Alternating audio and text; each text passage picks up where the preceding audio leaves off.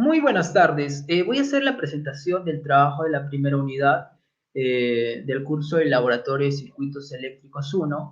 Este trabajo tiene como tema el uso de voltímetros y amperímetros en corriente continua. El docente es el ingeniero Nilton Ceballos, el alumno mi persona, Visa Pare Arnold.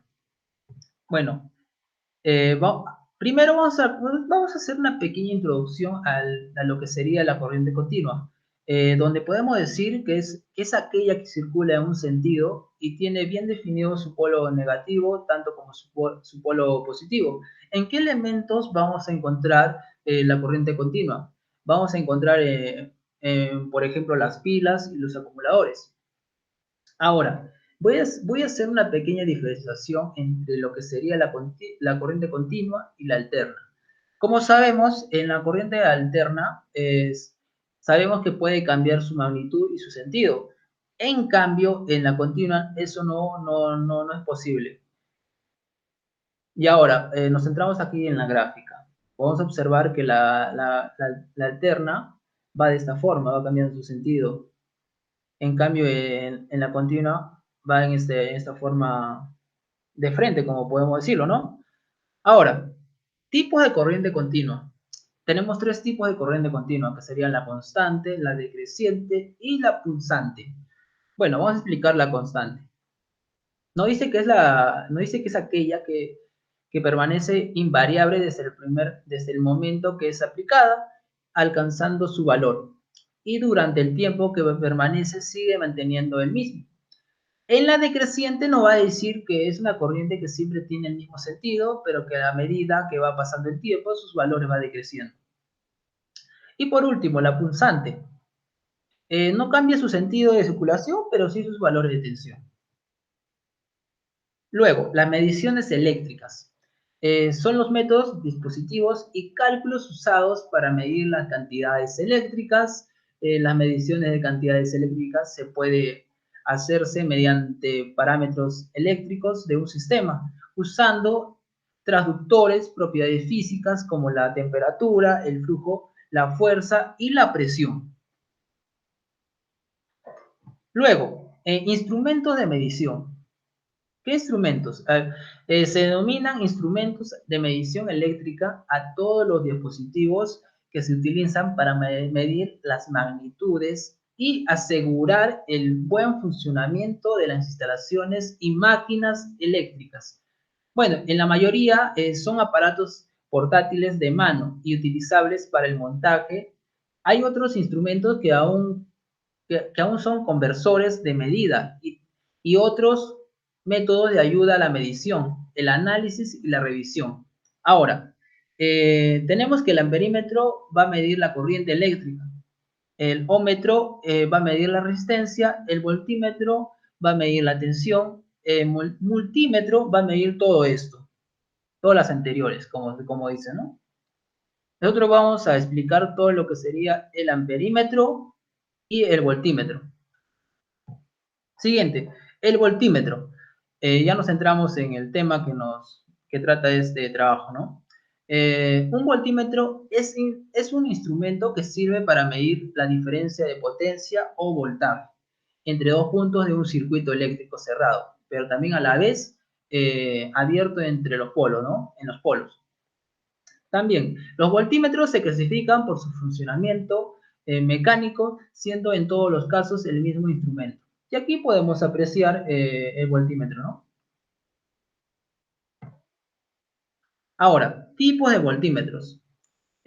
Como vemos, son 4 tipos de voltímetros, que serían el voltímetro digital, el vectorial, electrónico y electromecánico, ¿no? Bueno, vamos a empezar hablando sobre los voltímetros digitales. Nos dice que dan una indicación numérica de tensión, normalmente son una pantalla en LCD. Suelen tener prestaciones adicionales como la memoria, la detección de valor de pico, eh, valor eficaz, KMS, y selección automática de rango y otras funcionalidades, ¿no? Ahora pasamos al voltímetro de vectoriales, ¿no? Nos dice que se utilizan para señales de microondas, además del módulo de tensión, son una indicación de su fase, ¿no? El voltímetro electrónico. Añaden un amplificador para proporcionar mayor impedancia de entrada y mayor sensibilidad. Y por último, el voltímetro de electromecánico, ¿no? En esencia, están constituidos por un galvómetro cuya escala ha sido graduada en voltios. Existen modelos más separados de la corriente continua y alterna de la señal, pudiendo medirlas independientemente. Ahora, utilización del voltímetro, ¿no? ¿Para qué sirve un voltímetro y cómo funciona un voltímetro, ¿no? Un voltímetro mide la diferencia de la potencia entre dos terminales. Esto puede utilizarse también para un voltaje en dos puntos de un circuito de manera segura, sin cambiar las condiciones del circuito. Por otra parte, la verificación del voltaje que obtenemos con el uso del voltímetro nos permite verificar si, por ejemplo, el enchufe de nuestra casa está funcionando de forma correcta o está dañado. Bueno, ahora, ¿cómo funciona un voltímetro? Un voltímetro consta de una resistencia muy alta, conformada por un hilo fino de muchas espiras que forma una bobina. Esto hace que el conector del voltímetro en paralelo al circuito. Por el voltímetro circula la menor cantidad de corriente posible y no afecte el comportamiento del circuito al tener muchas espiras, la bobina en general, la fuerza necesaria para mover una aguja, ¿no? Luego, el amperímetro.